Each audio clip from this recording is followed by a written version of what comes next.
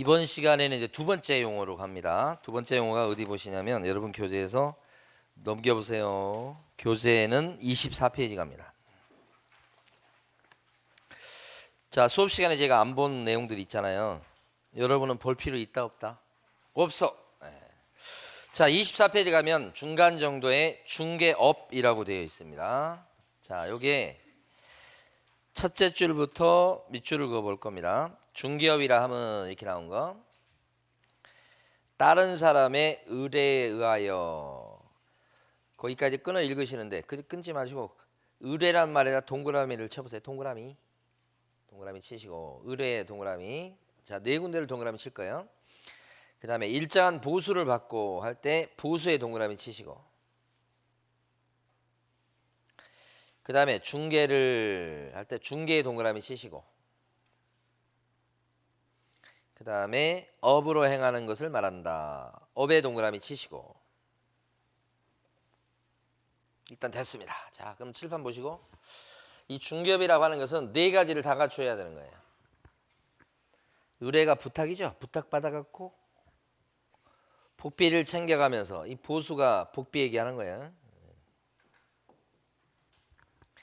그러니까 복비라고 막 이렇게 했더니 현업하시는 분들이 또 싫어하시는 분도 계시고 그러더라고. 근데 저는 복비란 그 개념이 느낌이 굉장히 좋게 느껴지는데 아닌 분도 계신가 봐요. 그래서 이제 보수인데 그냥 입에 붙었어요. 복비 이렇게. 보수 받고, 그 다음에 중개해 주는 것을. 중개가 뭐죠? 첫째 시간에 했잖아. 부동산 계약하는 거 도와주는 거. 그걸 업으로 한다 그랬죠 지금? 그러니까 네 군데 동그라미 친 거잖아요. 이 업이 뭐냐 그랬을 때 여러분들은 직업이라고 생각하시면 돼. 직업적으로 한다 이거예요. 부동산 소개시키는 것을 어떻게 해요? 직업적으로 해. 그런데 돈을 받아가면서. 그게 중개업이지.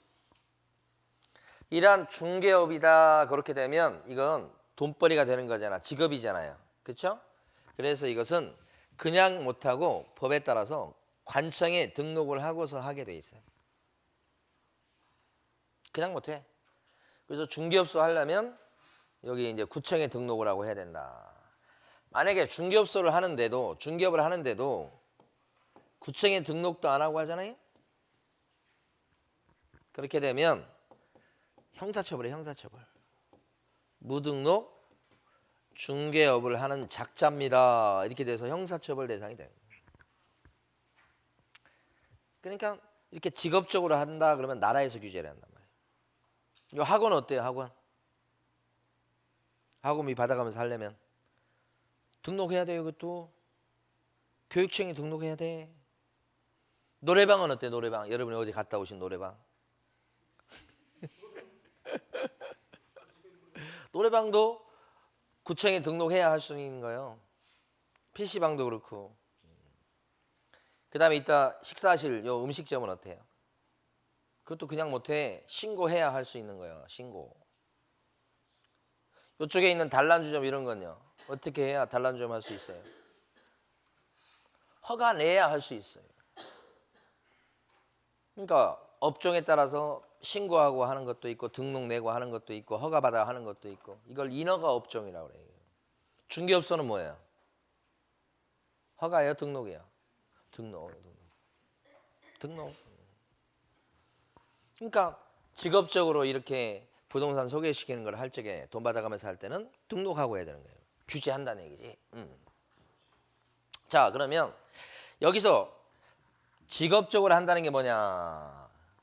그죠? 요걸 좀 볼 건데, 직업적으로 한다는 것은 판례가 얘기한 게 요 세 가지 요건을 갖춰야 된다고 얘기해요. 판례는.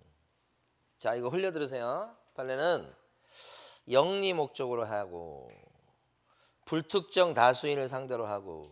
우리 이제 사무실에 앉아 있어 보면 누가 문 열고 딱 들어오면 손님이 오는가 그 기대감 때문에 누가 오는지 본다고요. 손님이 오는 줄 알았더니만 짜장면 배달이 와, 막 그럴 수 있잖아요. 요새는 한 개도 배달시켜 주긴 하더라고. 근데 배달비가 2,000원인가 뭐 얼마 받더라고요. 부동산 사무실에 오는 여러 사람을 상대해서 영업하려고 하는 거잖아요, 지금. 그러니까 누가 올지 모르는 거지. 문 열고 누가 들어올지 모르는 거지. 그 다음에 이제 중요한 것은 오늘 또 가서 앉아 있고 내일 또 가서 앉아 있고 그거지. 그러니까 이게 직업이 되려면 다 필요하지만 여러분들은 요 세 번째 거 신경 쓰시면 돼. 계속 반복 성향이 있어야 돼. 그러니까 만약에 어쩌다 한 번 하면 직업이야 아니야? 직업이 아니지. 어쩌다 한 번 하면 직업이 아니야. 그러니까 우연히 전세 한 건을 했어. 우연히 매매 한 건을 했어. 그러면 직업이야? 아니야. 직업이 아니기 때문에 그건 중개업이 안 돼서 등록을 안 하고 해도 처벌 안 받아.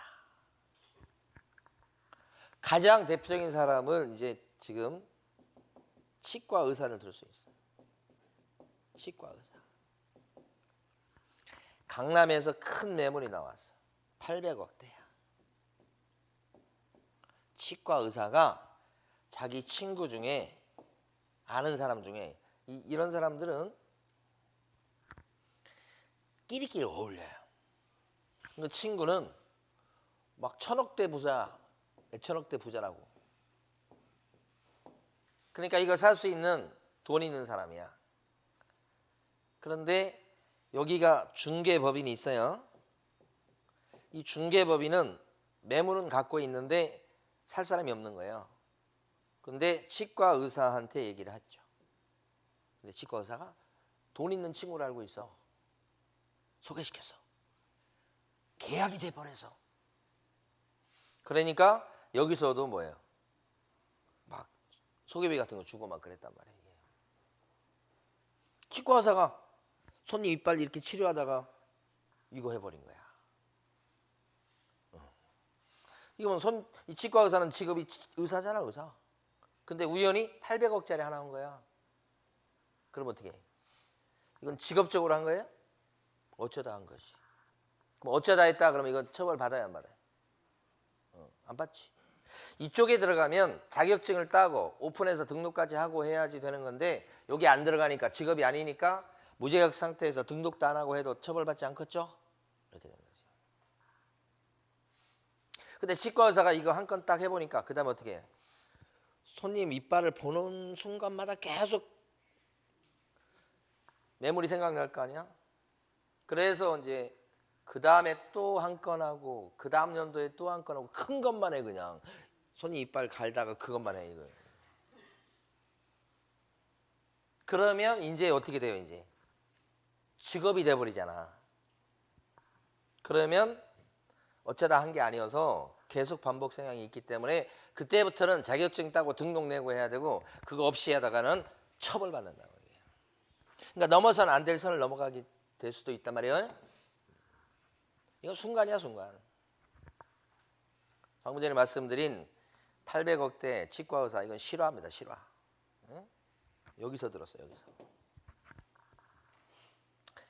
자, 두 번째는 이렇게 직업적으로 계속 반복 성향을 갖고 했다고 하더라도 보수를 안 받으면 중개비 안 돼.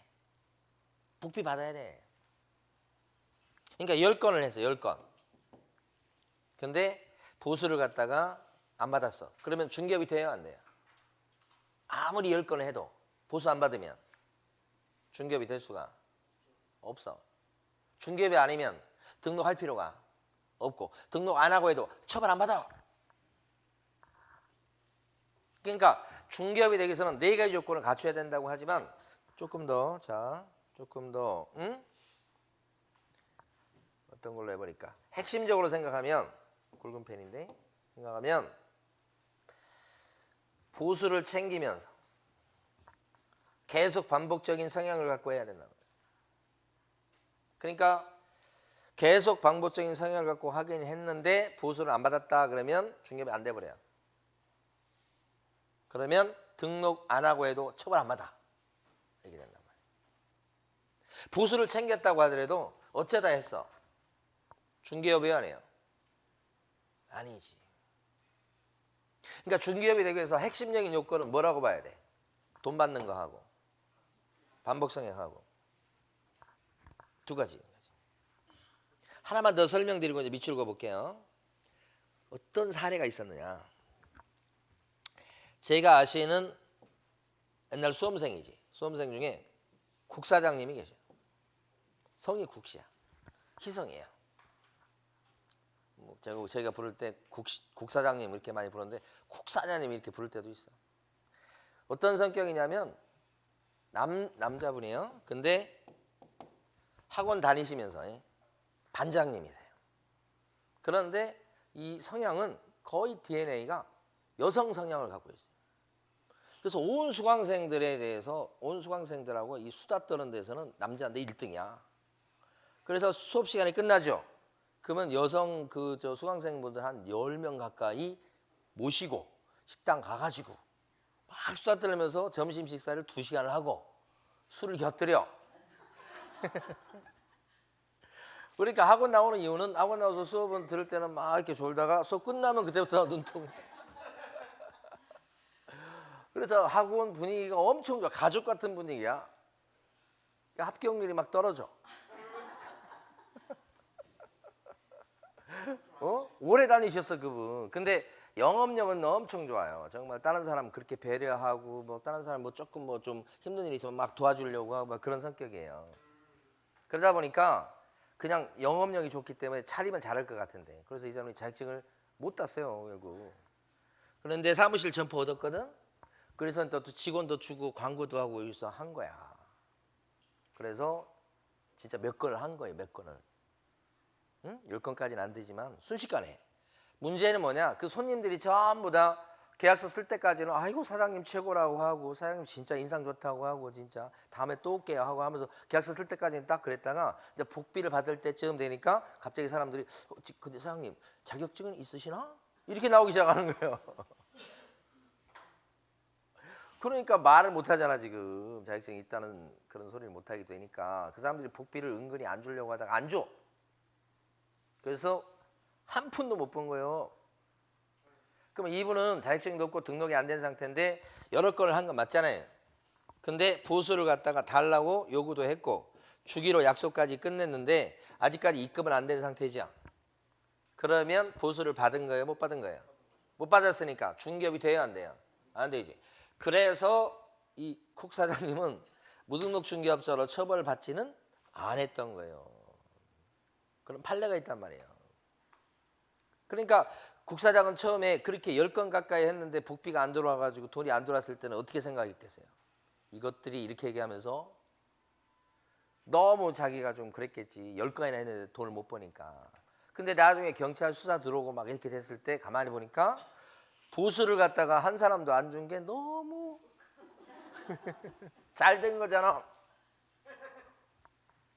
그래서 제가 느낀 게 뭐냐면 그 사건을 봐도 그렇고 인생지사 세옹지 마라고.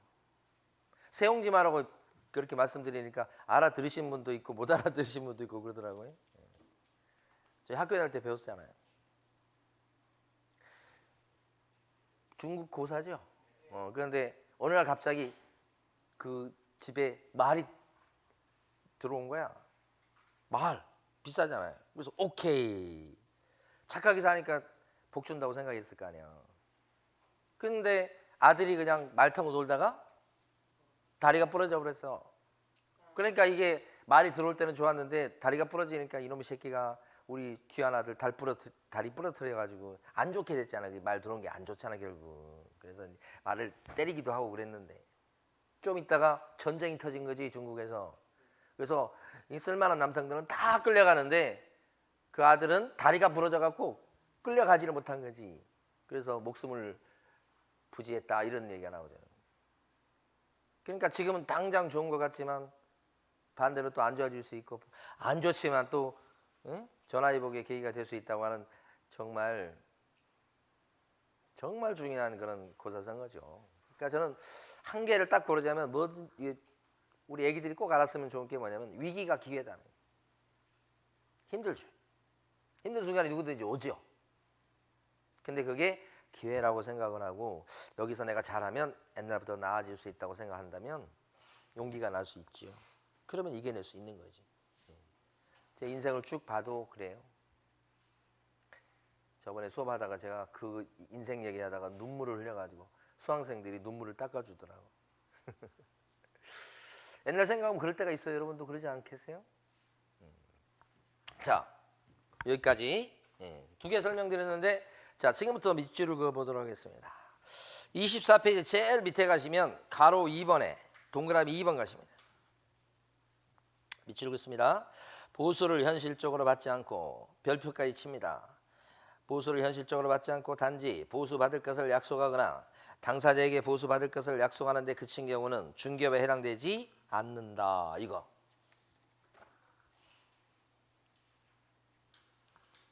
여기까지 딱 알아두시고. 자, 그 다음에 이제 중요한 건 다 했습니다. 그 다음에 쭉쭉 넘어가셔서 어디 가시냐면 26페이지 갑니다. 동그라미 3번입니다. 동그라미 3번의 둘째 줄 끝부분요. 우연히 전세 한 밑줄 그어야 돼요. 우연히 전세 한 건을 중개했다면 비록 중개 보수를 받았다고 할지라도 중개업에 해당한다고 할 수가 없다.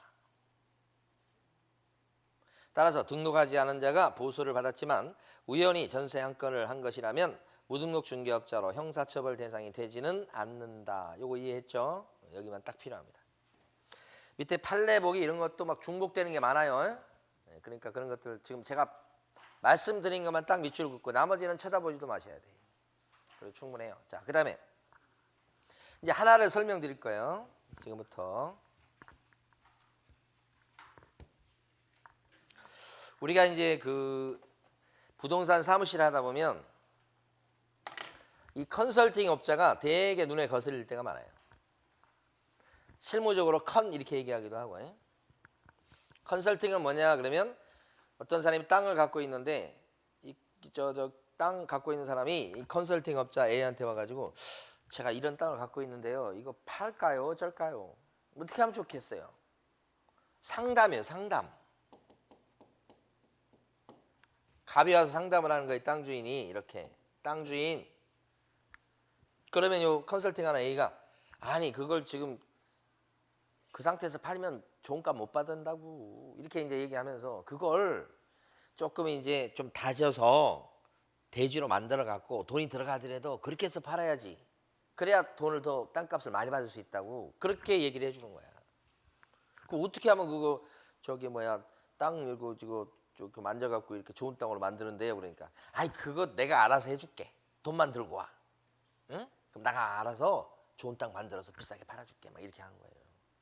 그래서 이제 그거 인허가 받고 이런 것들을 다 해줬단 말이에요. 여기서 돈 받아먹고.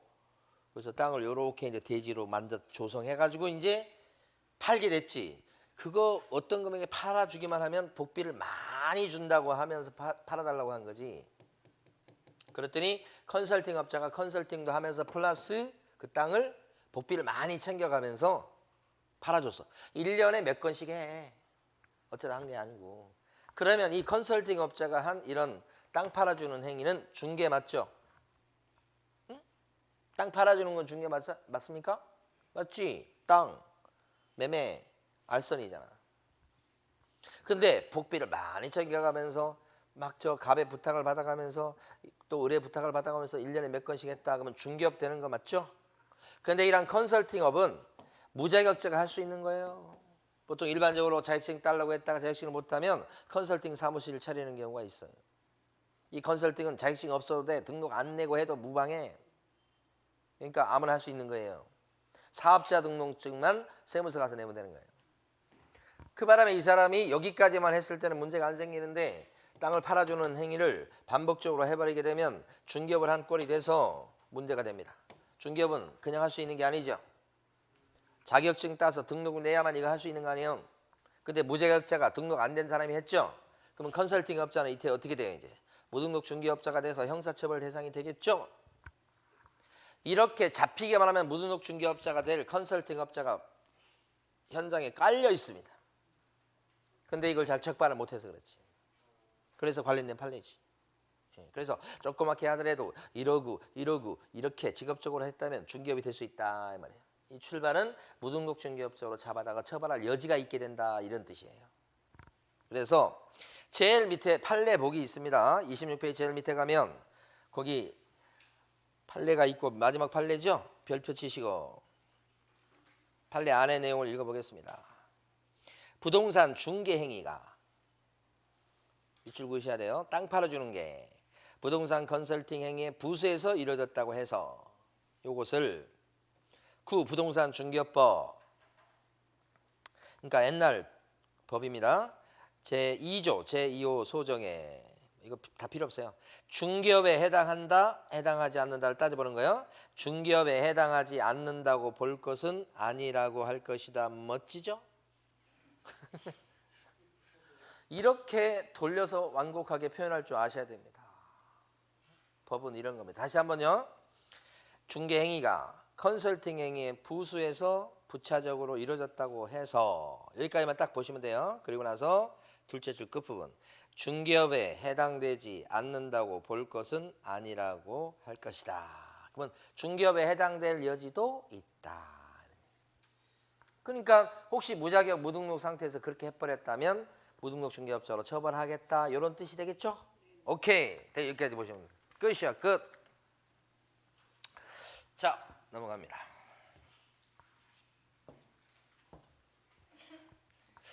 자 우리 교재 27페이지 가시면 공인중개사라고 나와요. 공인중개사가 어떤 사람일까요?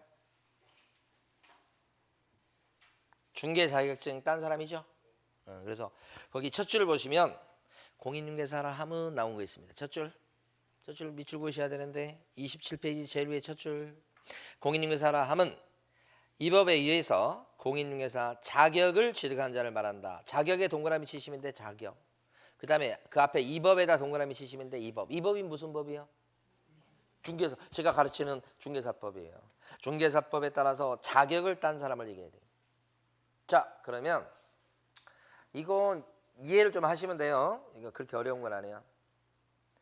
이 법은 우리나라 중개사법을 얘기하는 거니까 우리나라 사람인데 미국에 가서 미국의 공인중개사 라이센스를 따서 우리나라 사람인데 그러면 공인중개사입니까? 아닙니까?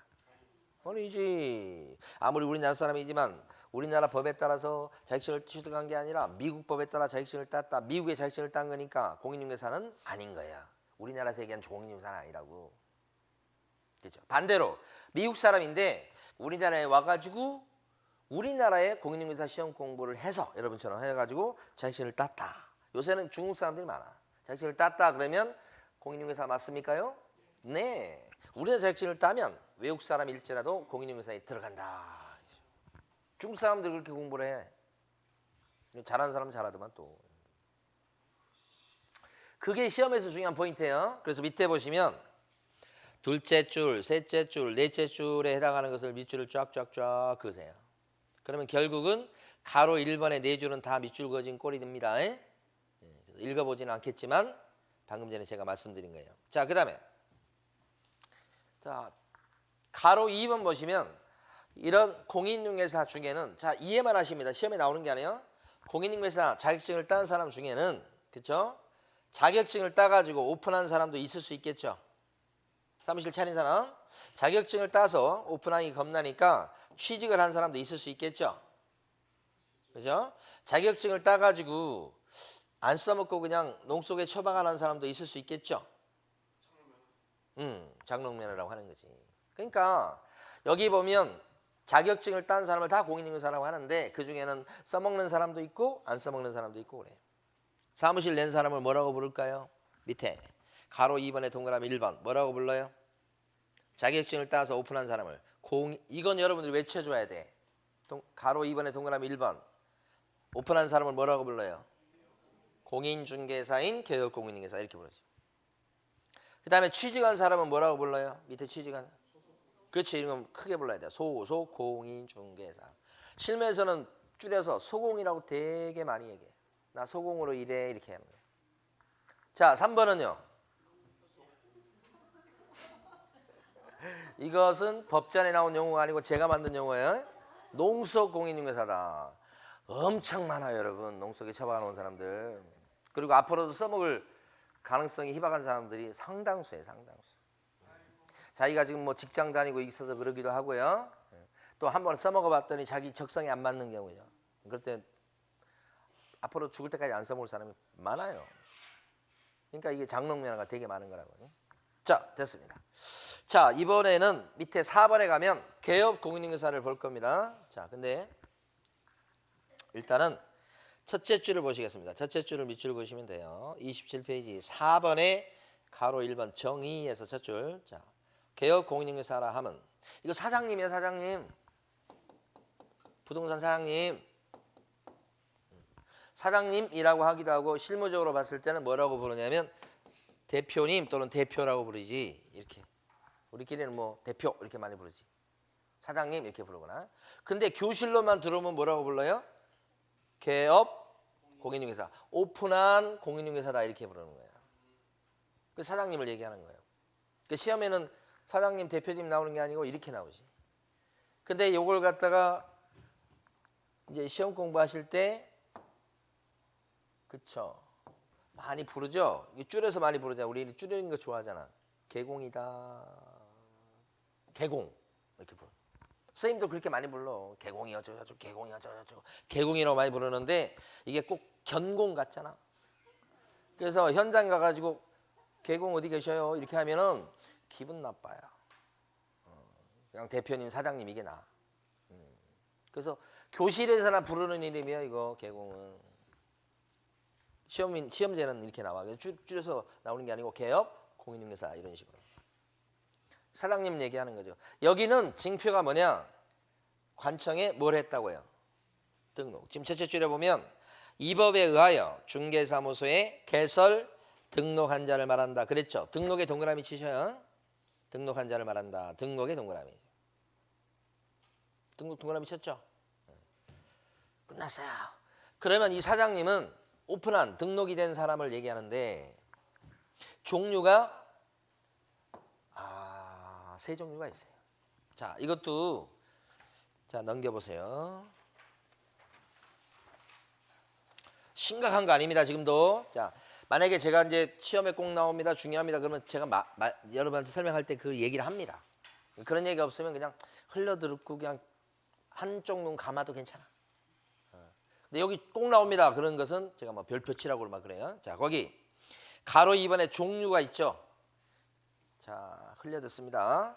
여러분처럼 자격증을 따서 오픈한 사람을 공인중개사인 개업공인중개사라고 합니다. 동그라미 1번입니다. 전체 사장님 중에 98%, 99%입니다. 대부분이에요. 자, 동그라미 2번. 부칙상의 개업공인중개사. 그 제목의 의미는 자, 그걸 알라고 하지 마시고 옆에 써두세요. 복덕방 할아버지라고 써주세요. 왜요? 그렇게 안 불러요? 이 복덕방 할아버지는 연세가 지금 현재 90세 이상이 대부분입니다. 많이 돌아가셨어요. 지금 살아계신 분들도 지금 현업을 하신다고 그래도 사무실을 폐업하신 분도 상당히 많고 오픈했다고 해도 직원이 나와서 일을 좀 볼 뿐 잘 나오지도 않아. 특히 겨울에 안 나오셔요. 그게 이제 부칙상의 개업공인중개사라고 한 거예요. 이건 어떤 분인가? 이해만 하셔야 돼요. 옛날 과거에 박정희 대통령 시절에 박정희가 누군지 아세요? 박정희 대통령이? 진짜 아신단 말이에요? 박정희 대통령이 막 새마을 운동하고 그랬다고. 그때 저희 초등학교 다닐 때 국민학교 다닐 때인데 그때 아침마다 우리 빗자루 하나씩 들고 마을 청소하러 나왔었어요. 그래서 모여가지고 어디서 모이자 그러면 거기 모여갖고 출석 부르고 그 다음에 거기 청소하잖아요. 마을 청소하고 새마을 운동은 그것밖에 기억이 안 나. 이렇게 새마을 운동 열심히 하고 우리 뭐 학생이니까 그렇지만 그 지역에서 새마을 운동 무슨 뭐 협의회인가 뭐 해가지고 열심히 활동하고 이런 사람들한테 자격증이 없는데도 불구하고 그냥 허가를 내줘갖고 너 영업해 중개업해 이렇게 그렇게 만들었던 사람이요. 그러니까 이게 뭐야 그 뭐라고 그래야 되나 그 지금 자격증도 없는데 그냥 했던 사람들이 있어요. 사무실 내갖고. 야 그렇지 야매가 제일 야매로. 우린 저런 게 더 좋아. 느낌이 바로 오잖아 그냥. 그분이 복덕방 할아버지예요. 근데 그게 생긴 게 60년대부터 시작해서 70년대, 80년대까지 생겼다고. 그렇게 이게 허가증을 내준 게 그 뒤로는 이제 안 내주니까. 근데 그분들이 이제 많이 돌아가셔가지고 지금 살아계신 분은 90세 이상이니까 조금 있으면 제로가 됩니다. 사실은. 자, 세 번째가 법인인 개업 공인중개사 이렇게 돼 있죠. 저희 같은 형태입니다. 법인을 만들어서 그 법인 이름으로 등록을 하는 거예요. 0. 몇 %입니다. 법인도. 그럼 결국은 대부분은 뭐예요? 98%, 99%가 여러분처럼 자격증을 따서 혼자 오픈한 경우죠. 공통점이 뭡니까? 등록입니다. 여기 자격증 있습니까? 개업 공인중개사는 자격증 있어요? 대부분 자격증 있죠? 근데 용어가 공인중개사라는 말이 있으니까 100% 자격증 있다고 착각하면 안 된단 말이에요. 자격증 없는 복덕방 할아버지, 예, 부칙이란 말 나중에 설명드려요. 자격증 없는 부동산 사장님도 계시다는 걸 꼭 생각하셔야 돼요. 그러니까 자격증하고 이것은 별개란 말이에요. 그러니까 원래 의미는 자, 원래 중개업을 하려고 그러면 중개업. 자, 요거 하고 넘어갈게요. 중개업을 하려고 그러면 그냥 할 수 있는 게 아니고 등록을 내야 할 수 있죠. 중개업을 하려면 등록 내야 된다며. 등록이 된 사람을 뭐라고 불러요? 개업공인중개사. 근데 등록하려면 원칙적으로 뭐가 있어야 돼요? 자격증이 있어야지. 자격증 있는 사람이 그 자격증 갖고 오픈하고 등록하는 것이거든요. 근데 자격증도 없는데 오픈할 수 있게 했던 사람들이 복덕방 할아버지가 일부 있었다 그랬죠? 그걸 빼먹으면 안 돼. 그럼 자격증 따려면 어떻게 해야 돼요? 학원 등록을 해야죠. 그래서 열심히 공부해가지고 자격증을 따야지. 이렇게. 구조가 그렇게 돼 있다고요? 됐어요. 자, 쭉 넘어가셔서 이거 쭉 넘어갑니다. 교재는 30페이지로 오십니다. 이제 사무실에서 일하는 직원 얘기를 좀 해보려고 합니다. 중개사무실에 우리 같은 경우는 이제 그 사무실이 두 군데가 있는데 저쪽 군데는 3명, 이쪽 군데는 2명 이래서 5명. 법인이라고 그러지만 우리 뭐 다 합쳐봤자 6명이네 6명. 그러니까 일반 뭐 중개업소하고 큰 차이는 없어요. 자, 그 직원 중에 보통 실장님이라고 많이 얘기해요.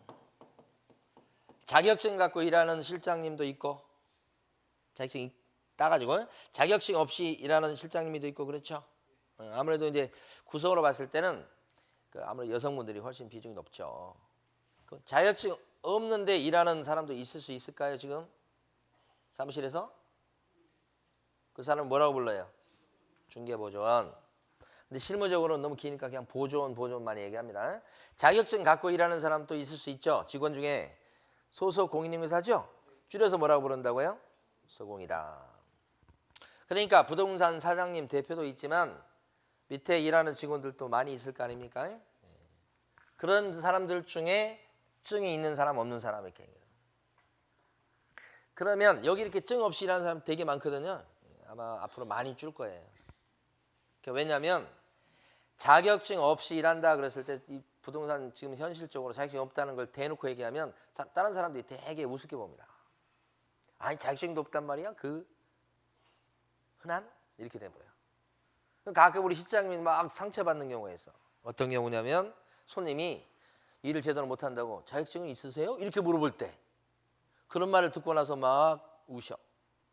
내가 일을 잘못해서 그런 것도 있을 수 있겠지만 그 손님이 그렇게 물어봤을 때. 근데 자격증 진짜 없는 사람이 일해봐. 그럼 자격증 있으셔? 그럼 어떻게 돼요? 바로 사표내야 돼. 못 다닌다고 할 거야 아마. 더군다나 최근에 이 자격증 없는 사람은 손님을 응대할 때 반드시 전 자격증 없는데요 라고 얘기하고 시작하게 돼 있어. 정말 충격적이야. 그러니까 중개보조 일하는 것도 자기 생길 수 있는데 제도를 그렇게 만들어서 이거 만약에 얘기 안 했잖아요. 과태료 물리게 돼 있어요. 그러면 중개보조는 그 다음부터 손님 만날 때마다 뭐라고 그래야 돼? 일 시작하기 전에 저는 중개보조원입니다. 그 말이 무슨 말인지 모를 수도 있어 손님이. 그러기를 바라야지. 중개보조원이 뭔데요? 이렇게 또 나올 수 있지. 그래서 그걸 밝히게 돼 있다고. 소속 공인중개사는 저는 소속 공인중개사입니다. 그런 얘기 할 필요가 없어요. 아무 얘기 안 해도 되는데 증 없는 사람은 그 얘기 해야 되니까 아마 시장에서 도태가 될 겁니다. 교묘한 제도를 만들어서 해야죠. 자, 그런데 이런 소속 공인중개사는 중요한 게 중요한 일을 할 수 있어요. 중요한 일. 그게 중개 업무예요. 뭐냐 그러면 물건에 대해서 설명해 주는 거예요. 그러니까 소속공인중개사는 요 집이 대출이 2억이 있어요. 설명해 줄 수 있다고. 요 집은 물이 새요. 설명해 줄 수 있다고. 근데 중개보조는요. 중개 업무를 보면 안 돼요. 그러니까 중개보조원이 이런 확인 설명하면 안 되는 거예요. 그러면 법 위반이 돼요. 현장에서 이게 이제 차츰차츰 문제가 되고 있어요. 못합니다. 옛날에는 그냥 대충 넘어가서 손님들도. 근데 손님들이 이제 뭐 이렇게 법 공부하는 사람이 워낙 많기 때문에 뭐 법 위반한 꼬투리가 잡혔다 그러면 그걸 활용해가지고 중개업소 복비 협상도 하고 그냥 중개업소 압박도 하고 협박도 하고 그게 다반사예요. 다반사. 그러니까 중개업소에서 책 잡힐 일을 하면 안 돼. 그러니까 중개보존이 이런 거 하면 그래서 뭐 저희는 중개보존이 없습니다만은 중개보존을 두고 일하는 쪽에서는 되게 신경을 써야 된다고. 그 다음에 확인설명서 적어주는 것도 중요한 일. 그 다음에 계약서 써주는 것도 중요한 일. 이런 일을 소공이 해줄 수 있어요. 보조는 못해. 근데 사실 실무적으로 보면 이 세 가지 요 중요한 일은 다 사장님들이 하는 거예요. 일반적으로. 밑에 직원한테 잘 안 맡깁니다. 현실적으로. 그래서 대부분 사장님들이 하는데 법 이론적으로는 여기도 할 수가 있긴 있다. 절대 못하지. 이렇게. 근데 이런 세 가지 빼고 허드렛 일은 소공도 할 수 있고 보존도 할 수 있어요. 이 세 가지 빼고 나머지 활동을 전부 다 보조 활동이라고 해요. 가장 대표적인 것이 물건 보여주는 거예요. 그러니까 물건 보여주는 것은 보존도 할 수 있어요. 그 다음에 일반 서무라고 되어 있는데 대표적인 것이 우리 하는 것 중에 대표적인 게 접수장, 매물장, 기재하는 거. 손님이 전화 와가지고 우리 언제 전세 계약 끝나는데 전세 좀 들어올 사람 구해주세요. 보증금 얼마인데요? 언제 만료되는데요? 얘기해가지고. 근데 에어컨이 있어요 없어요 물어보고 이렇게 해가지고 막 해서 매물장 적어놓잖아 전세 나온 거. 그건 보조원도 할 수 있어. 물론 소공도 할 수 있고. 많이 하는 활동이죠. 전화 받고서 하는 거 이렇게. 그러니까 이 소수 공인중개사는 중요한 일도 할 수 있고 허드렛 일도 할 수 있고 그런 사람이에요. 근데 뭘 갖고 해야 돼? 자격증 갖고. 자, 중요한 포인트가 자격증을 따가지고 빛나는 자격증입니다. 정말 천신만고 끝에 딴 자격증입니다. 빛나는 자격증을 따가지고 취직을 했는데 6개월 동안 계속 사무실에서 뭐만 했는가. 아침에 제일 빨리 가가지고 청소하고 그 다음에 손님 뭐 드시겠어 해가지고 커피나 뭐 차 맹물 주세요 하고 맹물 갖다 주고 이렇게 그런 일만 하고 계약서 한 번도 못 써보고 그 다음에 사장님이 계약서 쓰면서 자꾸 뭐 시키지. 저 등기부 좀 하나 빼주세요 이렇게 하면 등기부 쭉 치려고 이런 건 하고 있었다고 해요. 6개월 동안 6개월 동안 이것만 했다고. 그럼 그 사람은 소속 공인중개사입니까 아닙니까? 6개월 동안 이것만 했는데 계약서 한 번도 못 써보고 그러면 소공입니까 아닙니까? 소공이요. 이거 아니면 이거 할 수 있는 사람이니까 이것만 해도 소공이지. 근데 자격증 갖고 했으니까 소공이지. 자격증 없는 사람이 6개월 동안 커피 탔어. 그러면 소공이에요? 보조원이에요? 보조원이지. 자격증 갖고 있는 사람이 6개월 동안 커피 탔어. 뭐예요? 소공인 거지. 그래. 그 차이란 말이에요. 그 차이인 거. 이거 하는 일은 여기 차이가 없을 수 있는데 여기가 차이 나고요. 그거란 말이에요. 그런데 이제 시험에 잘 나온 거 지금부터 하나 할 거예요. 법인 있잖아요. 우리 같은 법인. 법인에는 임원이 있어. 임원. 대표도 있지만 임원이 있어. 대표도 임원이야. 임원의 일종이야. 임원의 한 종류라고. 자, 법인의 임원은 높은 사람이야. 그런데 임원이 다 자격증이 있느냐? 우리는 다 자격증이 있지만 자격증 없는 임원도 있을 수 있다고요. 법적으로. 아직 안 배웠어요, 여러분들. 그러면 임원인데 높은 사람인데 자격증을 갖고 있는 임원이 있다? 그러면 법적으로는 소공으로 보는 거고. 높은 임원이지만 자격증 없는 임원도 있을 수 있다고 그랬어요. 나중에 배워요. 그럼 자격증 없는 임원은 법적으로는 뭐예요? 보조원이야. 높은 사람이지만. 그러면 자격증 없는 임원은 보조원이라고 보니까 계약서를 써줄 수 있다 없다 임원이지만 못 써줘. 근데 임원인데 자격증 갖고 있는 임원이야. 그러면 계약서 써줄 수 있다. 그래서 법인의 경우에 모든 임원이 계약서를 작성할 수 있어요라고 하면 맞는 말이에요, 틀린 말이에요? 틀린 말이지. 응? 자격증이 없는 임원은 계약서 못 써주죠. 그래서 부동산 시장에서 일하는 사람은 법률적 신분으로 봤을 때는 셋 중에 하나예요. 법률적 신분, 대표 사장님이거나 소공이거나 보조원이거나 셋 중에 하나예요. 분류를 할 때. 응? 끝났어요. 자, 그럼 지금부터 이제 정리해 봅니다. 교재 보시면 30페이지에 5번에 가로 1번 보셔요. 소속 공인중개사 나온 거 있죠? 소속 공인중개사라 함은 개업 공인중개사에 소속된 공인중개사로서 이렇게 돼 있죠. 거기서 형광펜 칠할게 공인중개사 첫 줄 가운데 그 다음에 둘째 줄 앞쪽에 로서 요걸 갖다가 형광펜 칠하셔야 돼.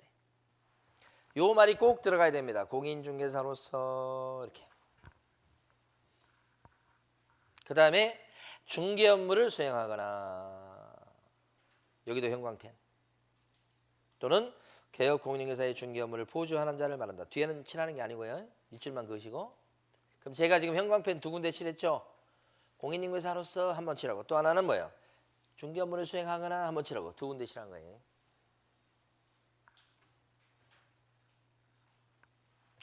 그래서 이제 제일 중요한 거 하나가 아까도 말씀드렸지만 가로 안에 걸 안 했죠 지금. 자, 요것을 별표 치시고 첫 줄 끝에 개업 공인중개사인 법인의 사원 또는 임원으로서 사원도 임원하고 똑같다 보시면 돼요. 사원 또는 임원으로서 공인중개사 자격증 갖고 있는 사람을 어떻게 해요? 소공에 포함한다. 거기를 시험에 잘 내요. 아까 설명드렸죠? 임원 중에 자격증이 있는 임원도 있고 없는 임원도 있을 수 있는데 자격증 갖고 있는 임원은 어디에 들어가고? 소공. 없는 임원은 보조한.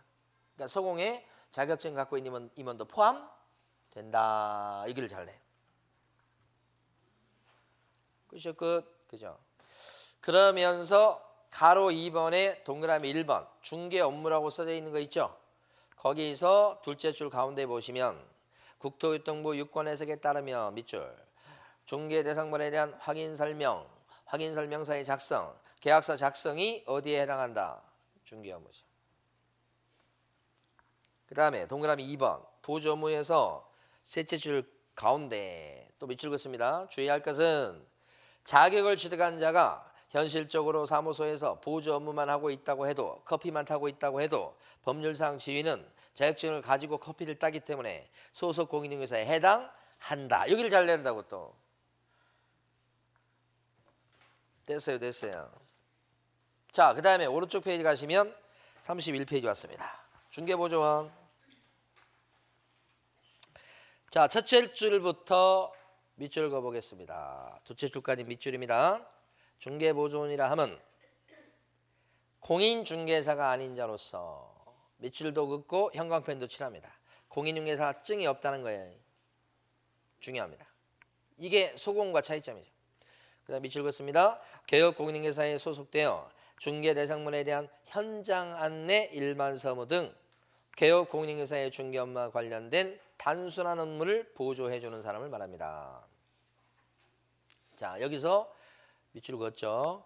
형광펜 칠할 것은 현장 안내 및 일반 서무 등입니다. 거기를 잘 냅니다. 그러니까 중개보조원이 하는 일의 대표적인 게 뭐예요? 현장 안내. 또 대표적인 게 뭐예요? 서무, 일반 서무 두 가지. 이게 뭐냐? 요게 자 둘째 줄 끝부분에 가면 보조하는 자 이렇게 돼 있죠. 보조에다 동그라미 치세요. 그러면 중개보조원은 보조 활동하는 사람이죠. 보조 활동이 뭐예요? 형광펜으로 칠했죠. 현장 안내 또 뭐예요? 일반 서무란 말이에요.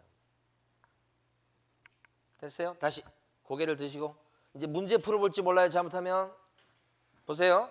중개보조원이라 하면 공인중개사가 아닌 자로서 그죠? 중개 대상물에 대한 현장 안내, 일반 서무 등 중개 업무와 관련된 중개 업무를 한다고 안 돼 있고 중개 업무와 관련된 단순한 업무를 보조하는 자를 말합니다. 여기 동그라미 치라고 그랬죠? 오케이. 자, 그러면 여러분들이 공부를 잘 했는지 테스트를 해보도록 할 건데 쭉 가셔가지고 여러분 교재에서는 저기 38페이지 가보셔요. 기본서에 보면 문제가 몇 개씩 들어가 있어요.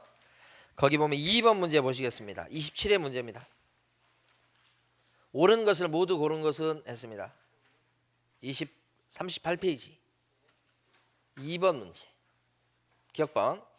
개업공인인계사란 중개사법에 의해서 중개사무소에 개설 뭐요? 등록한 자이다. 맞습니까? 개업공인인계사는 어디에 동그라미 쳤었어요? 딱 한 군데 쳤는데 등록이죠. 오픈한 사람. 맞죠? 니은번.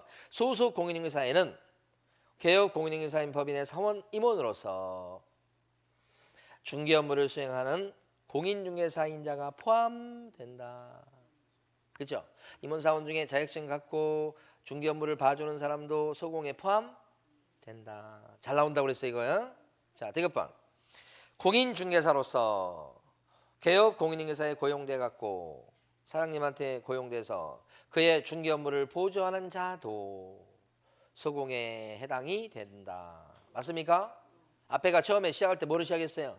자격증 갖고 공인중개사로서라고 시작됐잖아요. 자격증 따갖고 증 있는 사람이 일해줍니다. 근데 뭐만 해요 지금? 보조활동만 한다고 나오잖아요. 지금 중개 업무를 보조한다고 나왔죠. 그래도 어디에 들어가요? 소공에 들어간다 이 말이죠. 잘 나온다니까. 리얼번 디귿번이. 자, 리얼번. 우연한 기회에 딱 한번 임대차 계약을 중개하고 보수를 받은 사실만 갖고는 중개를 업으로 한 것이라고 볼 수는 없다. 우연히 했을 때는 직업적으로 한 게 아니어서 중개업이 될 수가 없다는 뜻 아니에요? 다 맞아버렸죠? 예. 자, 그러면 이번에는 3번 문제 보시겠습니다. 틀린 것은 중개는 중개 대상물에 대해서 거래 당사자 간의 매매, 교환, 임대차 그 밖에 권리의 득실, 변경에 관한 행위를 알선하는 것을 말한다. 중개는 세 가지 건을 읽었었죠. 중개 대상물, 그 다음에 거래 행위죠. 거래 행위. 세 번째 뭐예요? 알선이죠. 맞는 말이죠 이거? 자, 2번. 개업 공인인계사는 이 법에 의해서 중개사무소에 개설 등록한 자를 말한다. 어때요? 등록한 사람이 개업 공인인계사다. 개공이다. 등록 동그라미 치면 맞죠. 자, 3번. 중개업은 중개업은 글자가 세 글자죠. 중개업. 요건이 네 가지입니다. 네 가지에 동그라미 쳤었죠. 다른 사람의 뭐가 있어야 돼요? 의뢰. 그 다음에 일자가 뭘 받아요?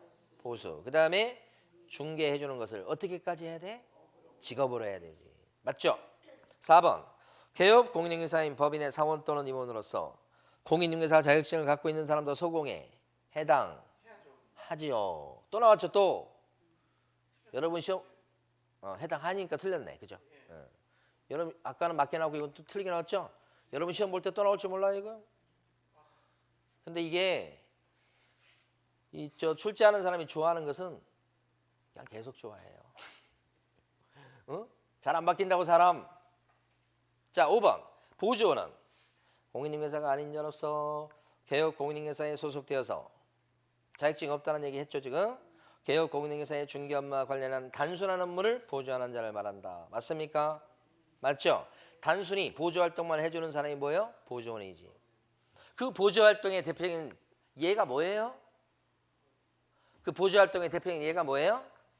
현장 안내, 일반 서무 등이죠. 지금 사실은 5번은 요거 빠져있죠. 그냥 단순한 업무를 보조해주는 사람이라고 썼죠. 그래도 5번은 맞다고 해주셔야 됩니다. 네, 오케이. 됐어요. 잘했어요 여러분. 자, 그러면 이번에는 어디를 잠깐 용어가 어려워요. 오늘 배운 내용 중에 용어가 제일 어려운 거예요. 나머지는 쉬워요 이제. 자, 지금부터 가볼까요? 31페이지 피시고.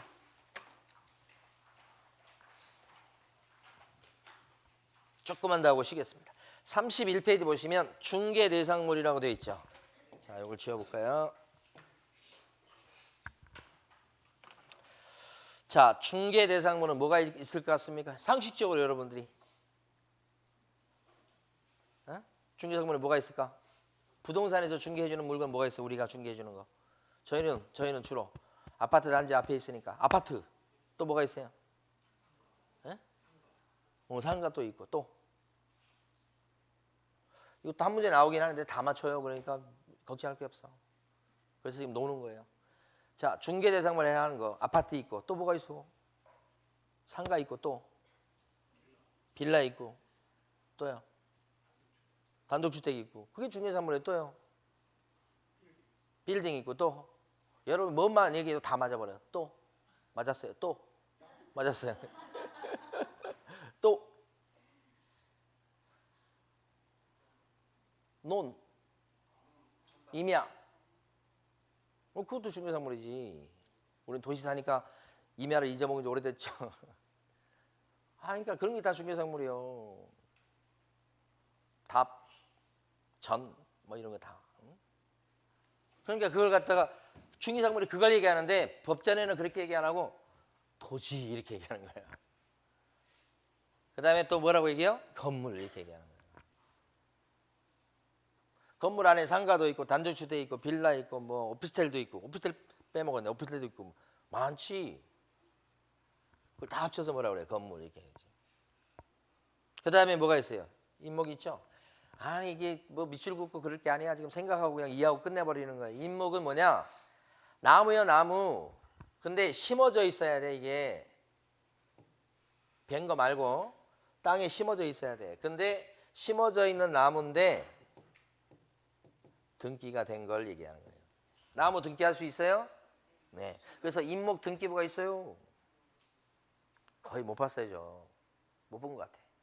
근데 이론적으로 가능해. 그래서 이제 심어진 나무인데 등기가 끝난 나무를 등기된 나무를 뭐라고 불러요? 임목. 임목은 사고 팔 수 있어. 비싼 것들은 저렇게 하겠죠. 그러면 임목도 중개상물 될 수 있다. 자, 광업재단, 공장재단까지 하면 총 5개예요. 이렇게. 이런 게 조금 생소하죠? 시험에 안 나옵니다. 거의 안 나옵니다. 근데 이제 이해를 잠깐 해보시면 제가 공장을 갖고 있는 사람이에요.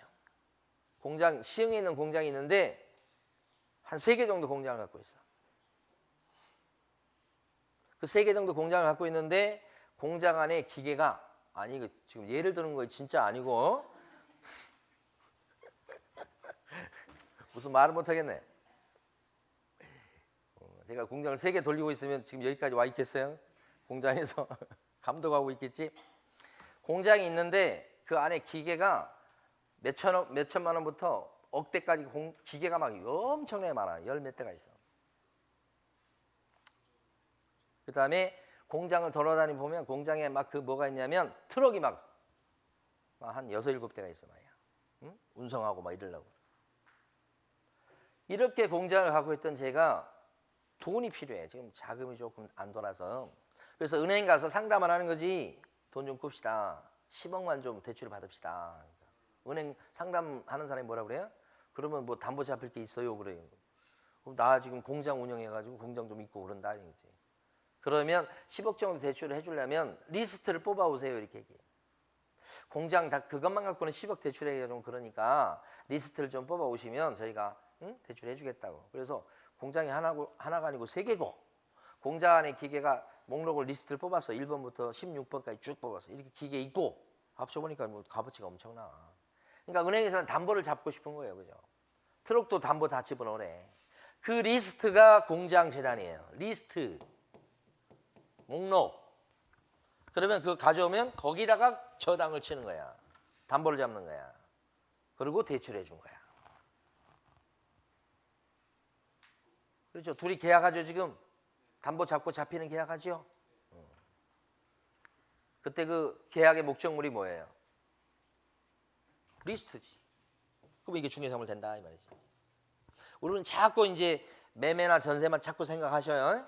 네, 그런데 거래 중에는 담보 잡고 잡히는 거래도 있단 말이에요. 그죠? 우리 부동산에서 담보 잡고 잡히는 거래를 소개할까요? 안 할까요? 부동산에서. 이제 쉬어야 될 때가 된 것 같아. 눈빛이 지금 야릇해. 담보 잡고 잡히는 계약을 부동산에서 소개할까요? 안 할까요? 하는 줄도 모르고 하고 앉아 있어요. 아까 대출 상담사가 팜플렛 줬죠? 그러면 대출 받는다는 전세 세입자가 나타났어요. 그러면 소개시키면 거기서 와서 딱딱딱 알아가지고 대출을 해줘. 그럴 수 있죠. 이건 전세자금 대출은 그렇게 일어나지만 만약에 매매 잔금 대출 많이 일어나거든요. 그 매매 잔금 대출한다 그러면 대출해 줄 때 뭐예요? 그 아파트를 담보 잡고 대출해 주겠죠. 매수인이 산 아파트를. 그러면 이거 잔금 대출 받을 겁니다라고 소개만 시키면 알아서 다 해줘. 저래서 대출 상담사 통해 가지고 저 법무사까지 가. 다 알아서 해줘. 그러면 대출해가는 사람과 그 매수인 있죠. 대출해주는 은행과 매수인은 저당권 설정 계약을 해요. 대출 약정서 적고 저당권 설정 계약서도 사인하라고 그래가지고 나중에 보면 그 잔금 대출 받은 그 아파트에 저당이 들어와 있죠. 그러니까 우리 부동산에서 사실은 그걸 하고 있다고 몰라서 그렇지. 그리고 돈도 받아. 알게 모르게 무슨 돈을 받아? 대출 수수료 이거 받잖아. 근데 대출 수수료인데 그거는 사실 어떻게 보면 저당권 설정에 대한 그것도 포함되어 있다고 봐야지. 주는 대출이지만 이자 수입 때문에 한다고. 여러분 나중에 보면 근데 지금 중개업소 사장님들은 자기가 그거 하는지 몰라. 근데 모르면서 하고 있어. 그러면 이 저당권 설정 계약을 이걸 목적으로 해서 저당권 설정 계약을 체결을 한다 그랬을 때 제가 은행과 요 리스트 갖고 있는 사람 사이에서 저당권 설정 계약서 쓰는 걸 제가 도와주면 저는 중개한 건가요? 네. 이랬을 때 이렇게 복비 받을 수 있는 건가요? 네. 할 수 있다고요. 중개상문에 그래서 얘가 들어간다고요. 지금 이게 설명드린 걸로 얘는 끝내버릴 거예요. 시험에 잘 안 나와. 시험에 나오는 것들은 딱딱 정해졌어. 주로 판례들이 많은데. 자, 지금부터 봅니다. 넘어가셔서 다음 페이지 가시면 토지라고 나와 있어요. 2번에 가로 2번에 제목이 뭐로 돼 있나요? 대특권이라고 돼 있죠? 그게 시험에 잘 나와요. 그거 설명드리고 쉴 건데 자 칠판 보셔요. 칠판 보면 여기 요런 땅이 있어요. 이렇게 여기가 서울시인데 요 서울시에 붙어 있는 땅이야. 요게 그린벨트. 그린벨트를 뭐라고 불러요? 개발 제한을 받는 구역이다. 함부로 집 짓거나 고치거나 그러면 안 된다고요. 이게 개발 그린벨트 서울시. 근데 자 이게 이제 지금 주택이 공급이 좀 딸려. 그래서 주택을 공급하려고 합니다. 그래서 신도시를 개발할 목적입니다. 최근에도 보면 신도시 개발한다고 해가지고 지금 뭐 창릉지구나 몇 군데 개발하고 있죠. 분양을 좀 시기 안 좋아서 늦춘다고 했다가 지금 분양 계획이 세워진 것 같던데요. 그래서 신도시 개발합니다. 여기를 일대를. 그러려면 어떻게 하셔야 돼? 그린벨트를 푸셔야 되겠지. 그리고 개발할 때는 어떻게 개발해야 되겠어요? 주먹구구식으로 그냥 아무렇게나 개발하겠어요? 아니면 체계적으로 개발해야 되겠어요? 체계적으로 개발해야 되겠죠. 그걸 계획을 세워서 개발한다 그래요. 근데 신도시 개발할 때 애초부터 계획을 딱 세워가지고 그 다음에 개발한다고. 선계획, 후개발 뭐 이런 거 있어요. 그러다 보니까 여기는 택지로 개발하고, 그렇죠? 여기는 상업지 만들고, 여기는 공업지역 만들고, 여기는 녹지로 쓰고 뭐 이렇게 되는 거고, 그리고 그 계획상 요리는 요 들어오는 요 도로 큰 걸 내고 뭐 이렇게 되는 거예요. 계획상. 그러다 보면 갑이라는 사람은 30년, 40년 이상 그 그린벨트에서 살고 있는 원주민이었는데 여기가 신도시가 들어서면서 그린벨트가 풀리고 막 그래서 땅값이 올라갈 수 있는 기회가 생겼는데 여기를 신도시 개발한다고 하면서 여기를 철거를 갖다가 한다고 하니 어떻게 돼요? 이 사람 입장에서는 보상을 받을 필요가 있겠죠. 보상해 줄 필요가 있을 거 아니에요? 원주민. 그 보상해 줄 때 뭐 돈으로 보상하는 것도 보상이지만 보상 중에 내용 중에 어떤 게 있을 수 있냐면 어차피 지금 살 곳이 없다고 하니 그죠? 택지 개발 지구에서 저런 집을 지을 수 있게끔 상가주택지나 단독주택지를 분양받을 자격을 요 사람한테 주는 거야. 공짜로 주는 게 아니죠. 분양받을 자격을 주는데 조성 원가 수준에서 싸게 분양을 한단 말이야. 그럼 이 사람 입장에서 이거 분양받아가지고 집을 지었다 그러면 거의 돈 버는 거라고. 그래서 이 집 지을 수 있는 땅을 철거시키는 대신에 갑한테 인정해 주죠. 그게 바로 대신 이 뜻이에요. 땅 받을 권리, 자격이란 뜻이에요. 이거 누구한테 주어져요? 철거되는 갑한테, 원주민한테 인정돼요. 이러한 대토권은 분양 신청할 자격이지 몇 번지 땅이 아니죠. 아직 분양 신청 안 했죠? 분양 신청할 자격이죠. 그래서 이에는 거래를 못하게 원칙적으로 막아놨어요. 왜 그럴까요? 오랫동안 원주민으로 살고 있는 요 사람한테 특별히 혜택이 돌아가게끔 하려고 이렇게 대토권을 주는 것이지. 이걸 거래하게 만들어 놓으면 돈 있는 사람이 어떻게 하겠어요? 돈 싸들고 와서 얘 대토권을 돈 주고 사갖고 얘가 이거 분양 신청해서 딱 받으면 나중에 등기는 자기가 다 넘겨와가지고 돈을 이 사람 돈 있는 사람이 돈을 더 벌어버릴 수 있죠. 그래서 원칙적으로 거래를 못하게 하는 거예요. 이 사람한테 혜택이 돌아가도록 하기 위해서. 그러면 대토권은 거래가 불법이고 대토권은 특정돼 있지 않죠. 추상적인 자격일 뿐이죠. 따라서 대토권은 땅이라고 볼 수가 없어요. 아직은 구체적인 땅이 아니야. 그래서 중개대상물에 해당되지 않는다. 지금부터 읽어보고 쉽니다. 별표 치십니다. 가로 2번. 대토권은 이 사건 주택이 철거될 때 일정한 요건하에 택지개발지구 내에 이주자 택지를 공급할 수 있는 지위에 불과하고 자격에 불과하고 특정한 토지나 건물이 아닙니다요. 그 뒤에를 다 읽으면 좀 복잡해집니다. 특정한 토지나 건물이 아니다라는 뜻입니다. 그래서 특정한 토지나 건물이 아니어서 셋째 줄 끝에 중개대상물에 해당한다, 해당하지 않는다. 해당하지 않는다. 끝. 자, 쉬겠습니다.